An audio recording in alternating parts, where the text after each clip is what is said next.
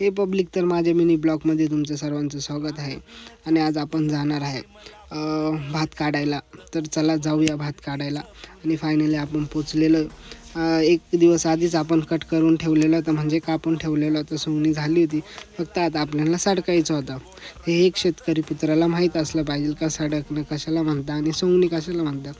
तर भावांनो, बघू शकताय तुम्ही, तुमचा भाऊ क्रिकेट खेळत होतो. घरचे बोलले चल भाऊ, बाद झालं खेळून, आता काम करूया थोडं.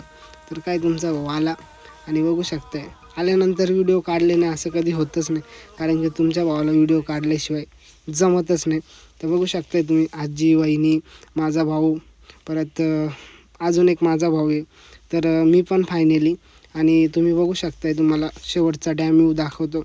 इथं आपल्याला हॉटेल प्लॅनिंग करायचं आहे, पण तुमच्या भावाचं साथ दिली पाहिजे.